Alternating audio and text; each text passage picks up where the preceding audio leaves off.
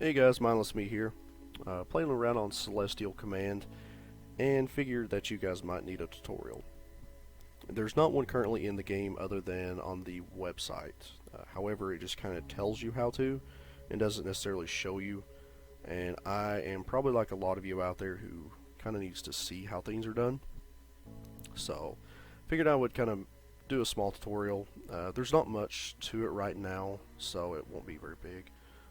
Ignore the XSplit sign down here. I'm using the recording software for right now just to kind of test it out. So you start out with your little ship. It handles your needs, it gets you where you're going, so we really can't complain. As you can see, you have your maneuvering abilities, kind of get around. You have a docking port to where you can actually dock up to things, and your little cargo bay. So you know what? Yay, we have a ship. We can't forget our little drone. He's the real guy behind the scene. He builds everything for us. And speaking of him, let's make him a little brother. You can rotate objects by hitting the middle mouse button or the control key. And since we need to make our ship bigger, I'm going to use the corridor manifolds. So first I'm going to attempt to fix this rotation. It's kind of difficult to build when your ship's flying around like crazy. So if you want to build multiple objects in concession, you can hold down the shift key, and it'll actually allow you to do like most games and continuously build. Now we have our ship, we need power. So we can use a power generator, or we can use solar panels. Power generator will obviously generate more power, but I'm assuming it's going to have a negative consumption of something later. And of course, we're making power, we need somewhere to store it. So there's our power storage. Now, what we do is everything will have a little connector that actually generates a resource or needs a resource. Okay, so our power connector on the generator, we need to drag over to our power storage. And as you can see, our power storage is filling up. And as you can also see, it goes up really fast when using the power generator. Now our panel also has one. We're going to drag it over. However, it won't make anything until we actually deploy the panel.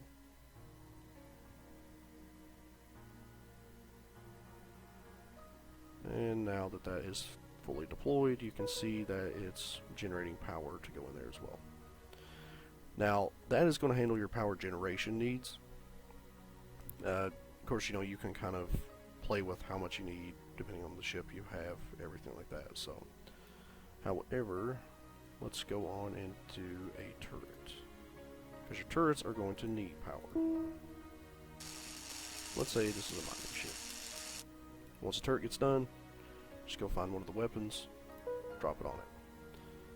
Okay, now, this guy needs power. So what we're going to do is we're going to connect him over to our power storage. So now he actually has power to draw from and can actually do stuff. As far as the power drain versus what's going in, I'll let you guys mess with that. Maneuvering engines, as you saw, actually allow you some movement. They're not going to be extremely efficient for moving large ships because they're going to slowpoke around.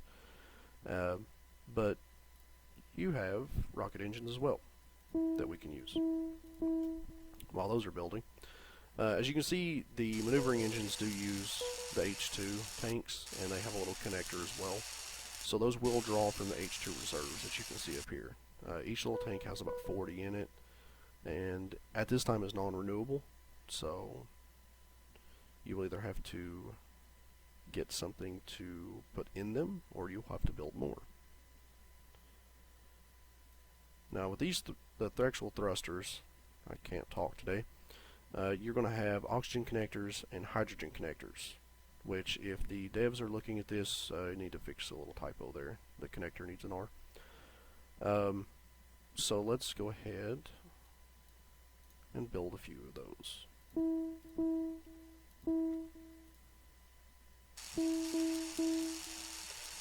Now, got our hydrogen and oxygen. So let's go ahead and hook up our hydrogen.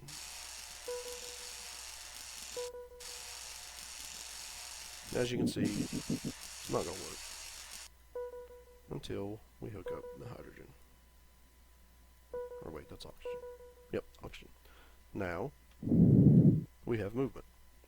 And as you can see, the more you use it, the more it goes down. Right now, it's extremely efficient. Like it's going to take you a while to drain tanks, and you can throw a few on and have some fun with it. They also aid in side-to-side movement, or rotational movement, I guess to say. So that's going to help there. Also, as you can see when you first get in, there's a fairly large area. For any of those of you who have not played Kerbal, you need to be careful of your rotation, because it actually goes off of realistic physics and realistic direction when you're using your thrust and everything in rotation. As you can see, I can increase, well, let me close out the build mode, or decrease my rotation. Or, I guess you should say the area that, whoa, I'm going to hit the planet if I'm not careful. You can kind of look up a little bit more on that to kind of get a better idea of how that works. To be honest, it's a lot to explain correctly, and I'm not sure that I'm the right person to explain it correctly. So, but at this time, that's kind of what the game has to offer as far as building. I've seen people build some crazy stuff, so as of right now, there's an unlimited build mode, and you can just pretty much do whatever you want. Build some crazy stuff, crash it into the planet, an asteroid, whatever. It's totally up to you guys. But if you guys have any other questions or need any other tutorials, anything like that, feel free to let me know. If it's something that I feel comfortable doing, I don't care a bit to do more tutorials on the matter. The better that new players can grasp what's going on, the more you can enjoy the game, and you know, watch it grow. The guys have a great foundation, so we'll see how they do with it, you know, as we go on. But thanks you guys for watching, and like I said, if you need anything, let me know.